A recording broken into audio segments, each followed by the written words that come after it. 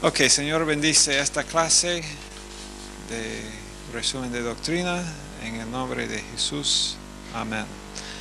Especialmente esta clase, Señor, hay que bendecir porque los estudiantes saben qué va a pasar en la clase siguiente, ¿no? ¿Qué hay en la clase siguiente esa? Día libre. Ajá. Bueno, puede ser. Puede ser. Si alguien quiere un 0 en el primer examen, puede tomar el día libre y no problem. El primer examen, este jueves. Ok. No olviden algunas de las cosas que hemos repetido varias veces. La palabra teología, hecha de dos palabras. ¿Y qué significa teología? ¿Qué significa ortodoxo? ¿Qué significa católico?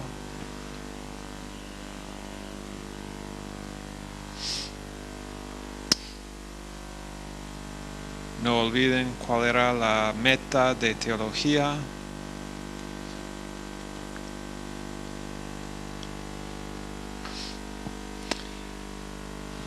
Ok, ahora esta noche vamos a hablar acerca de revelación especial. Primero, revelación especial. Acuérdense de que cuando diferenciamos entre revelación especial y revelación general, ¿se acuerdan? ¿Qué significa revelación general, Mariela? Ok, creación,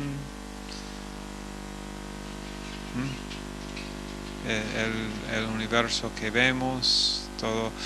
¿Qué es la cosa que hace revelación, que realmente distingue o diferencia revelación especial y revelación general? Revelación especial tiene que ver con la Biblia. Ajá. Y revelación general, extra bíblico. Es revelación extra bíblica. Ok.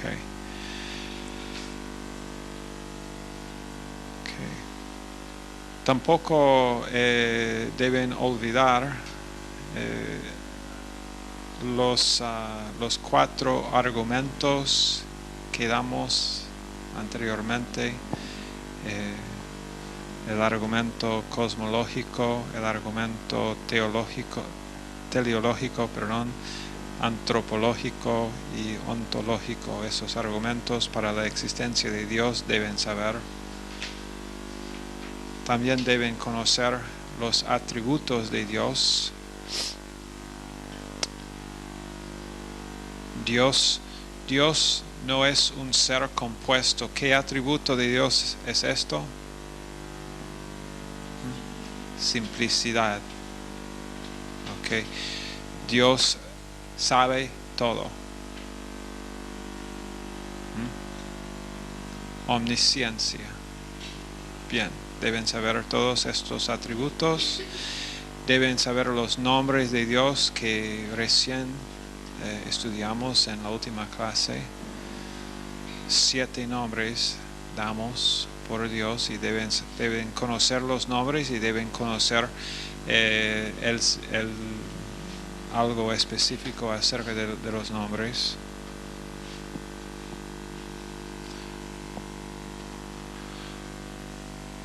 Ok, acerca ahora de revelación especial, yendo si quieres leer donde estamos, no voy a estar leyendo en el libro, pero estamos en capítulo 9 de nuestro texto de Charles Ryrie, Teología Básica.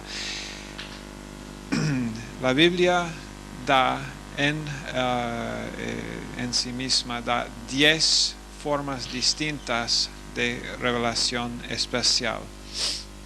Número 1, la suerte.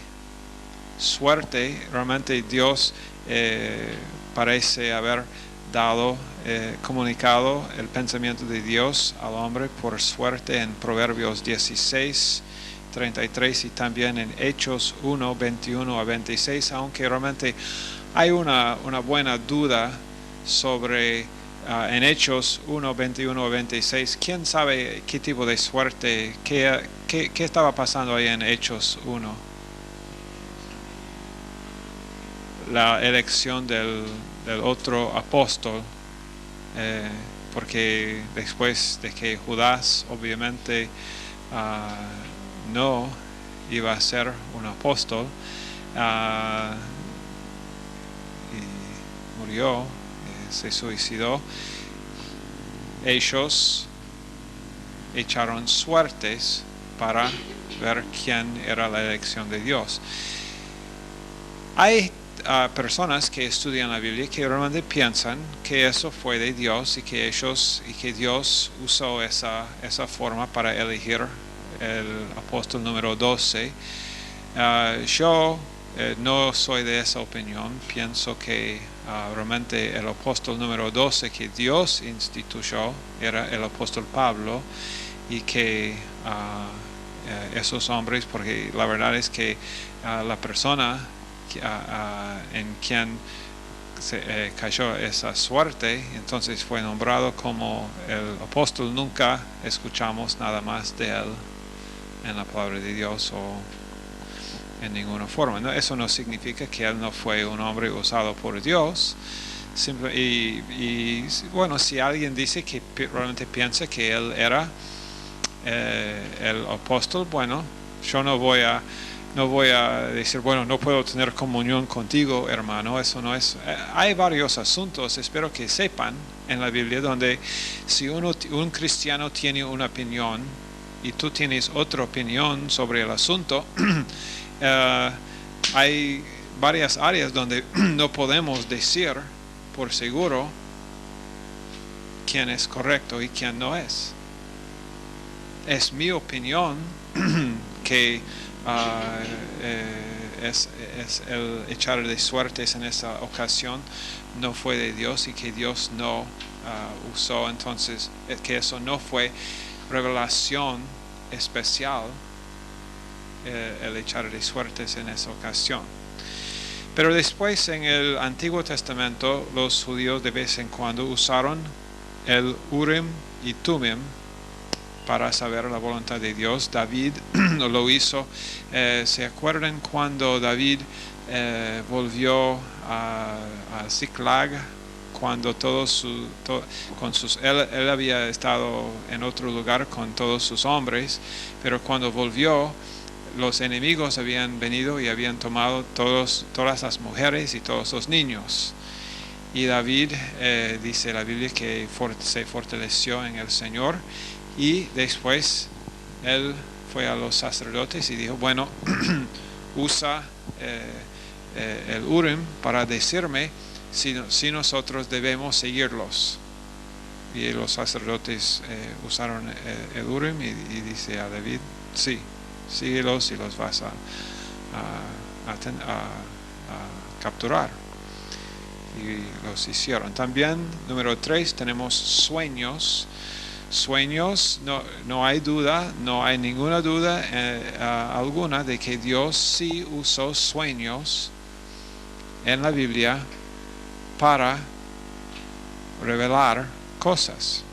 Reveló profecía a Daniel y a muchos otros hombres por medio de sueños. Es imposible. A José tuvo sueños, y Daniel fue intérprete de sueños. Dios usó esa forma. ¿Puede Dios usar sueños hoy? Sí, Él es Dios. Él puede usar sueños hoy. Pero no es la forma más común que Él usa, puesto que ahora ya tenemos la palabra de Dios completa. Tenemos la mente de Cristo completamente en la Biblia que tenemos, los 66 libros que tenemos, y entonces muy incomún hoy en día que Dios va a usar sueños para realmente, bueno, y aun cuando Él usa sueños hoy en día, Él no usa sueños para comunicar revelación nueva. Él nunca hoy va a usar sueños porque el libro de Apocalipsis nos dice que no añadir a la revelación de este libro.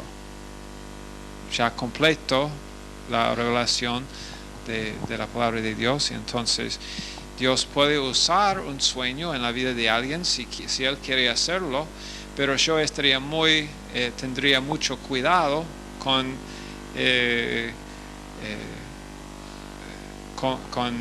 basar mis convicciones sobre un sueño. Y no sería una buena idea en ninguna forma basar convicciones sobre sueños hoy en día.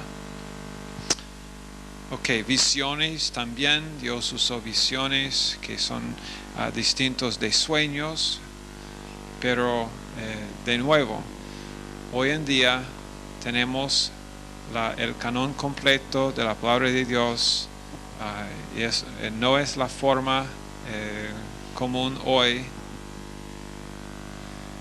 de comunicación de Dios. Y otra vez, nunca hoy va a revelar Dios algo nuevo por medio de una visión. No lo va a hacer. Si lo hace, entonces Él está violando lo que Él dijo en no añadir ya a la palabra de Dios. Eso es lo que hizo José Smith cuando formó la religión mormona,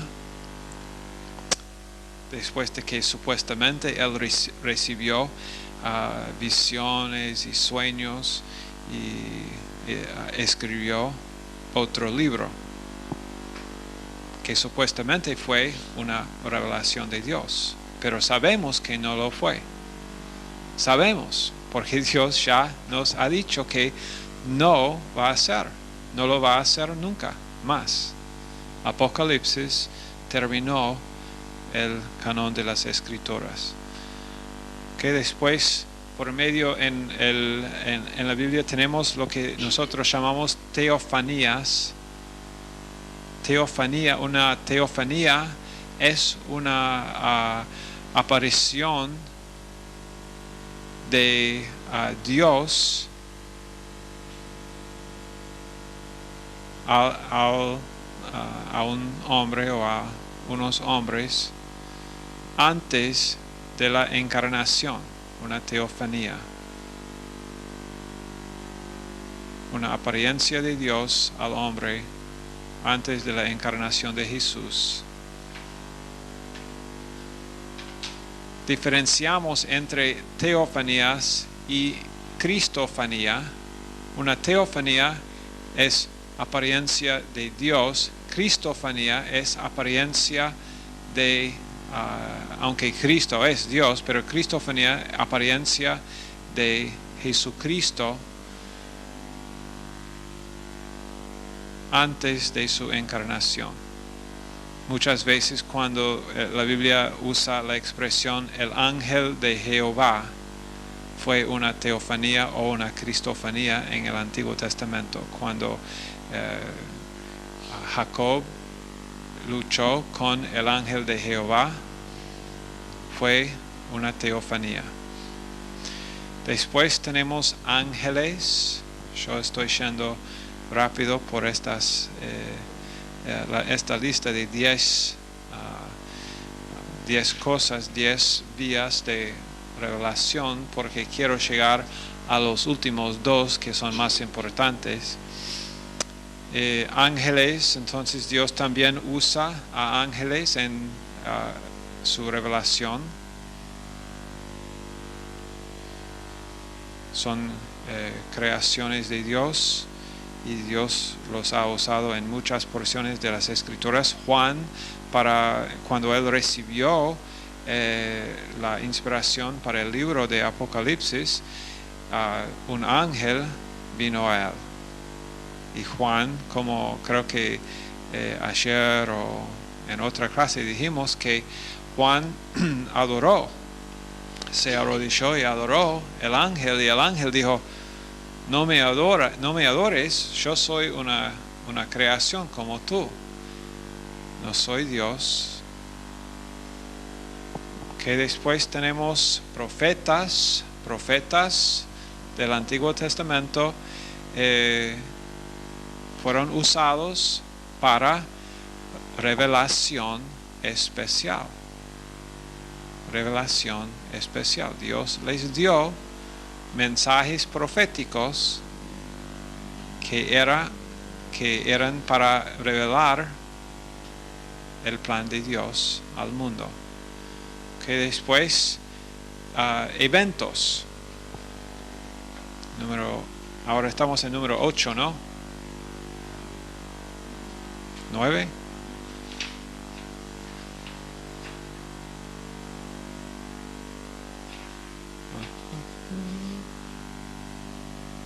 No, 8. ¿Ah? Sí, que teofanía y cristofanía son una. Ok, estamos en número 8, eventos. Dios, la actividad de Dios en la historia también, actividad de Dios que nosotros tenemos por medio de la palabra de Dios, fue también una revelación de Él mismo a nosotros. Después, número 9 es la avenida. Estas son vías o avenidas de la expresión de la revelación de Dios. Y la avenida o la vía, si quieres, la avenida mayor de revelación especial es Jesucristo. La avenida mayor de revelación especial se encuentra en Jesucristo. La encarnación de Jesucristo, sin duda, sin ninguna discusión, es la vía mayor que hay.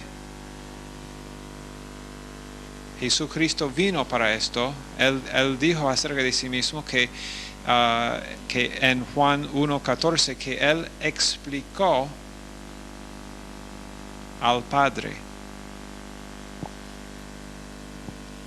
¿Conocen la palabra exégesis? ¿Conocen la palabra exégesis? ¿Qué es exégesis, Martín? ¿Alguien? ¿Qué es exégesis?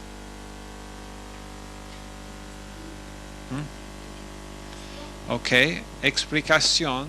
Bien, la explicación de una palabra. Por ejemplo, cuando yo estoy estudiando una palabra griega para poder explicar y sacar el significado y poder decir, esto es realmente el significado real en el contexto de esta palabra, estoy haciendo exégesis. La palabra en Juan 1:14, cuando dice que Jesús, vamos a leer ese verso.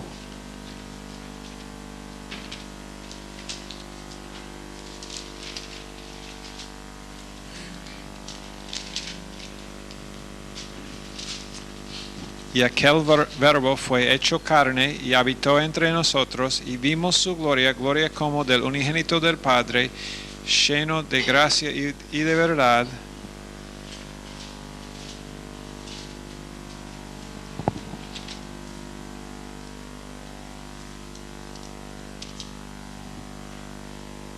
Significa ahí que Él hizo una exégesis para nosotros del Padre.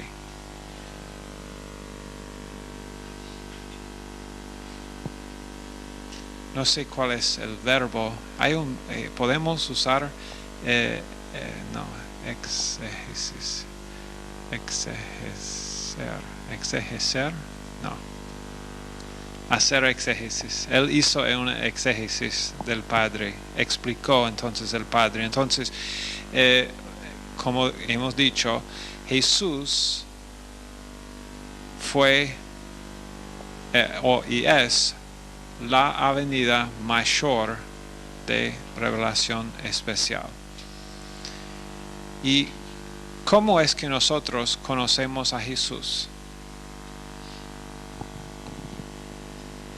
Por medio de su palabra, por medio de la Biblia. Y eso es número 10. Número 10, la avenida más inclusiva que tenemos de la revelación especial es la Biblia misma. Porque la Biblia misma contiene los otros 9. Incluye los otros 9. Las otras avenidas vemos en la palabra de Dios, en la Biblia. Ok.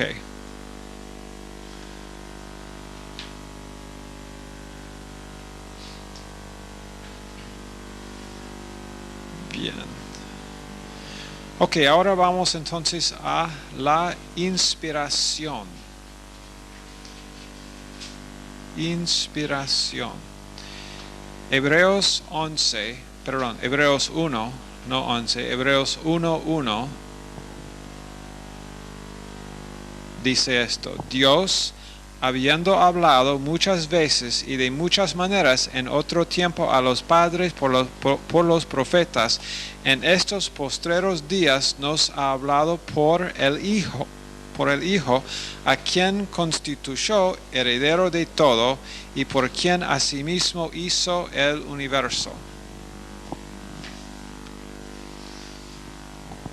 También 2 Timoteo 3:16. Toda la escritura es inspirada por Dios y útil para enseñar, para redarguir, para corregir, para instruir en justicia.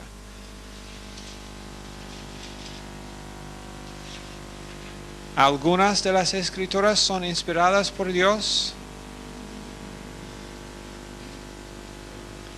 Todas. Toda la escritura inspirada por Dios. Ok. 2 Pedro 1. 2 Pedro 1:21.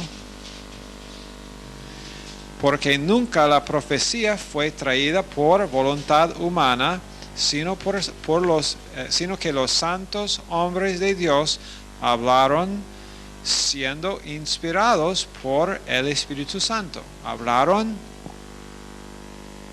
Escribieron más bien, inspirados por el Espíritu Santo. Realmente este verso acá en 2 Pedro 1:21, combinado con 2 Timoteo 3:16, son dos versos que dejan muy claro el mensaje de Dios sobre la inspiración. Toda la escritura inspirada por Dios y los santos hombres de Dios eran inspirados por el Espíritu Santo. También veremos 1 Corintios 2,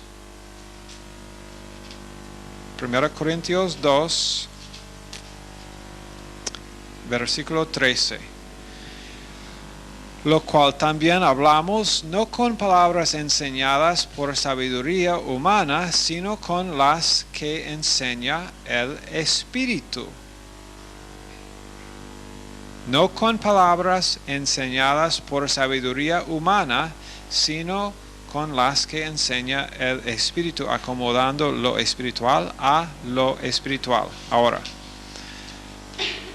esta es la doctrina bíblica de la inspiración. Voy a leer unas frases acá que el señor Ryrie escribió que quiero que nosotros entendamos bien. Y esto está en página 75 de nuestro texto, si quieren seguir en lo que voy a leer. Porque él dice a nosotros que en algunos casos hay personas que van a decir que sí aceptamos que la Biblia es inspirada, pero hoy en día cuando uno dice sí, creo que la Biblia es inspirada, realmente hay muchas personas que van a tener alguna definición tal vez distinta a la tuya en lo que significa esto. Estas diferencias, él dice, bueno, voy a comenzar con la primera frase acá en página 75. Mientras que muchos puntos de vista teológicos estarían dispuestos a decir que la Biblia es inspirada, uno halla poca uniformidad en cuanto a lo que se quiere expresar por inspiración. Algunos la aplican a los escritores, otros a los escritos, aún otros a los lectores. Algunos la relacionan con el mensaje general de la Biblia, otros con los pensamientos, aún otros con las palabras. Algunos incluyen la inerrancia, muchos no. Estas diferencias reclaman precisión al declarar esta doctrina bíblica. Es muy importante lo que vamos a decir ahora acerca de la inspiración. Anteriormente, todo lo que uno necesitaba para afirmar su creencia en la inspiración total de la Biblia era la declaración: yo creo en la inspiración de la Biblia.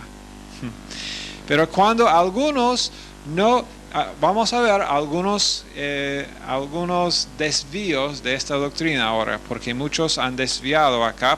Y la verdad es que la única razón por todos los errores acerca de esta doctrina, la doctrina de la inspiración de la Biblia, que es una doctrina bíblica que ya hemos leído por lo menos 3 o 4 versos que nos dicen que la Biblia es inspirada. La Biblia misma declara de sí misma que es inspirada. Y la verdad es que si la Biblia se equivoca allá, bueno, tiramos toda. ¿Por qué quedar con algunas palabras? ¿Por qué quedar con algo en la Biblia? Si la Biblia dice, yo soy, si podría hablar, yo soy la palabra inspirada de Dios. ¿Algo más? No, está bien.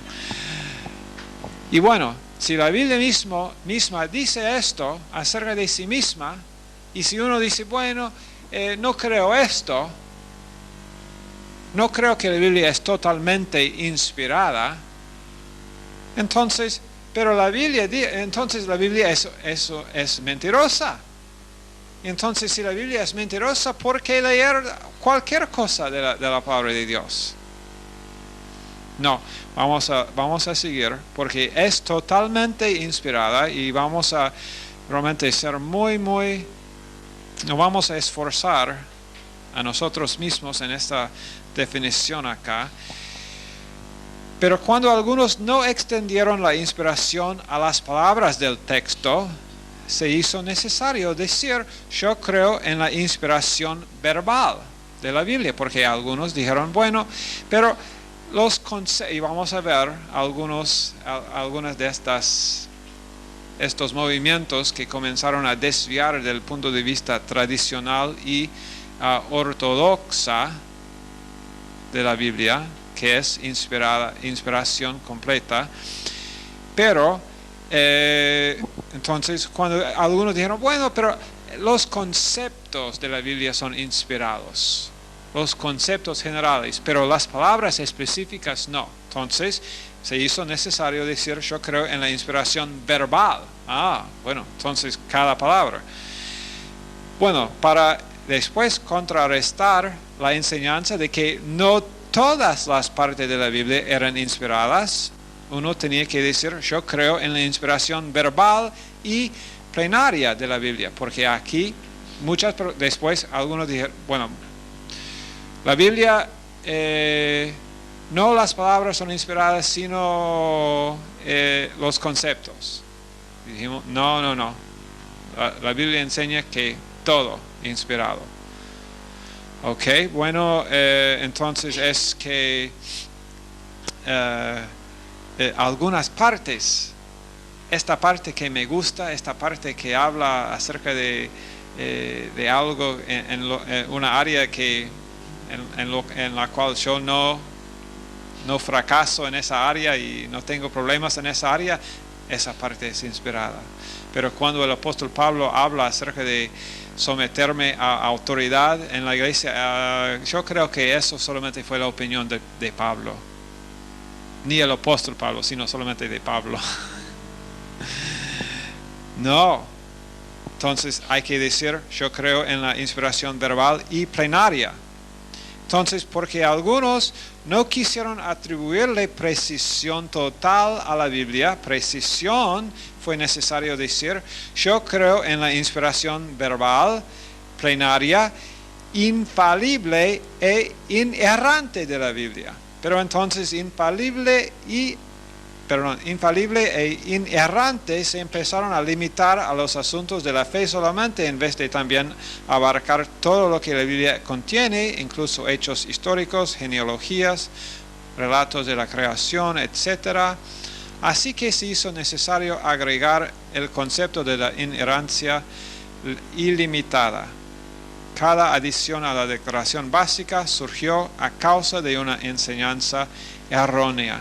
Y ahora vamos a dar nuestra definición entonces de lo que es inspiración.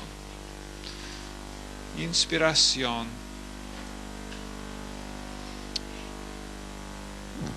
Dios supervisó a los autores de la Biblia. Dios supervisó a los autores humanos de la Biblia para que ellos compusieran y grabaran sin error su mensaje. Voy a repetir esto.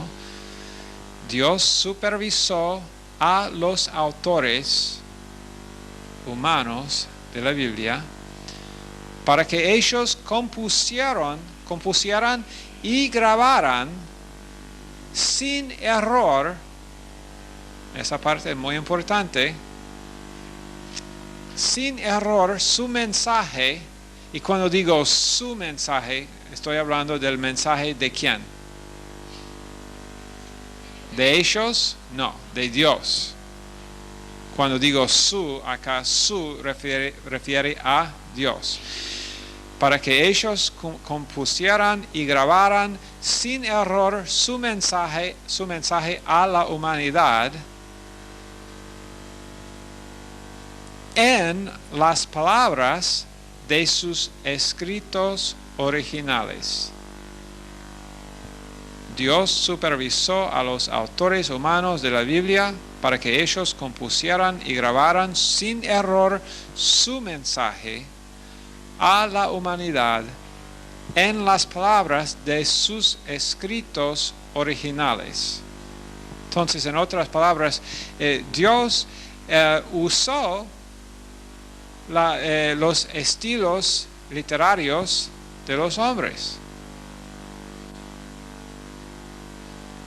Pablo, en las epístolas de Pablo usa el mismo estilo en sus escritores. En la mayoría de sus escritores uno puede decir, eso suena como Pablo. Y así es. Dios y algunas palabras solamente usó algunos de los hombres. Pablo realmente inventó varias palabras que no se encuentran en otros lugares. Pero Dios, aún así, dejando que ellos tuvieran el uso de su estilo literario, Dios los supervisó a ellos para que ellos compusieran. Entonces, Dios no compuso estas palabras, sino Dios supervisó de tal manera a ellos para que ellos compusieran y grabaran el mensaje, no de ellos, sino el mensaje de Dios sin error alguno a la humanidad en las palabras de sus escritos originales. Esto se llama ¿qué?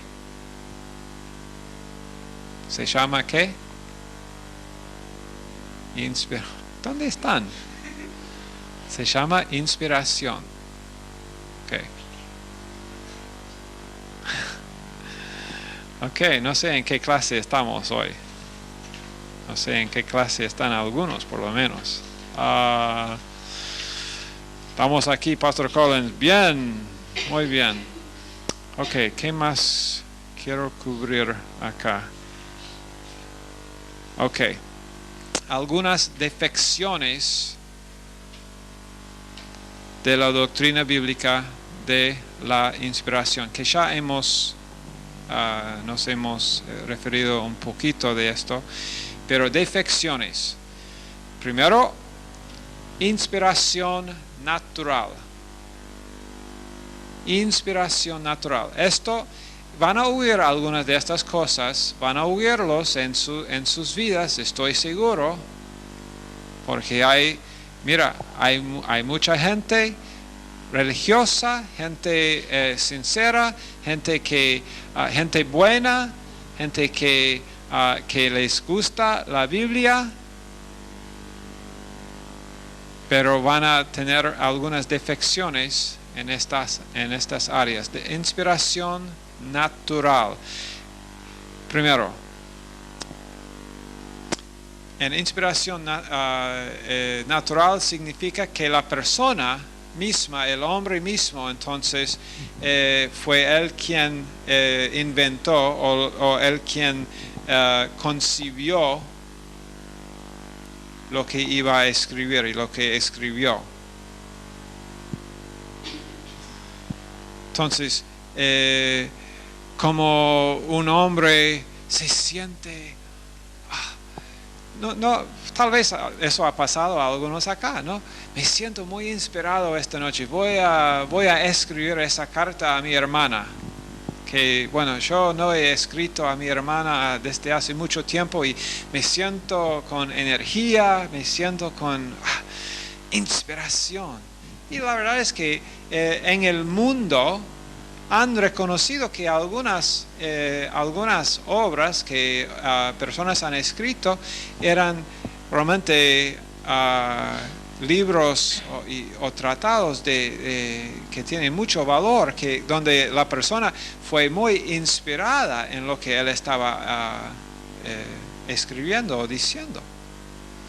Esta es inspiración natural.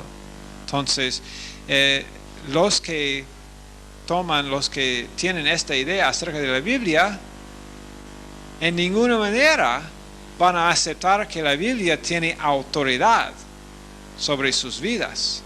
En ninguna forma van a pensar así. Van a decir, no, pero así como ellos fueron inspirados, como tenían yo tengo que comunicar esa idea. Pero esa es inspiración natural.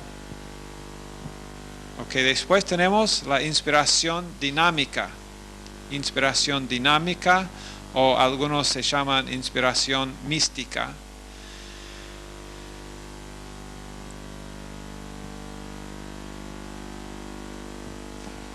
Que significa que, bueno, eso va más allá, es mejor, por lo menos esto es mejor que inspiración natural, porque piensan estas personas que, bueno, los autores eran llenos del Espíritu Santo, llenos del Espíritu cuando eran inspirados. Entonces ellos se dan cuenta de que por lo menos Dios entra en el asunto acá, el conocimiento de Dios, sí, pero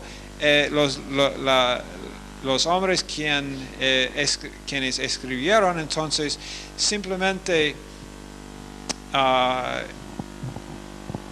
eran empleados para escribir algo por el momento, pero esta inspiración no incluye, por ejemplo, las palabras mismas. Entonces, es lleno también esta inspiración llena de errores según ellos. Entonces, todas estas defecciones van más y más y más, llegando al punto cuando el intérprete entonces es el que tiene que decidir, yo soy el intérprete, yo tengo que decidir entonces realmente cuál era inspirado de la palabra de Dios, qué parte es inspirada y qué parte no es inspirada. Qué posición, ¿no? Ok, después tenemos grados de inspiración, que apenas se cree esto hoy en día, pero tal vez hay personas todavía que creen en grados de inspiración, significando que algunas partes de la Biblia son más inspiradas que otras partes. Una teoría bastante ridícula. Y como ustedes ya van a ver, todas estas defecciones de la inspiración que hemos descrito, todas estas defecciones vienen por causa de ignorar los versos que leímos acerca de lo que la Biblia define como inspiración. Jesús, cuando él citó el Antiguo Testamento, citó las palabras y en algunas ocasiones Jesús dijo que era muy importante que la palabra sea singular o plural. Entonces, si la inspiración llega a tal punto, que Dios, ¿puede Dios hacer esto? Si Dios quiere supervisar de tal manera a la persona quien está escribiendo de poner el singular y no el plural, muy importante. Entonces, es Dios quien es la palabra de Dios. Realmente, esta doctrina es probablemente una de las doctrinas más básicas que hay. Porque si uno no cree que la Biblia es la palabra inspirada por Dios y que si uno acepta una de estas defecciones de la palabra de Dios, entonces seguramente va a terminar con muchos errores. Porque va a llegar a un lugar de nada más que interpretar la Biblia subjetivamente. ¿Qué significa subjetivamente? ¿Quién es, cuando decimos es subjetivo? Acuérdense de que antes hablamos de la interpretación liberal o de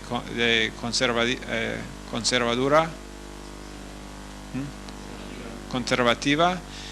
Interpretación conservativa es objetiva porque la autoridad es ¿dónde? ¿Fuera de qué? Del hombre.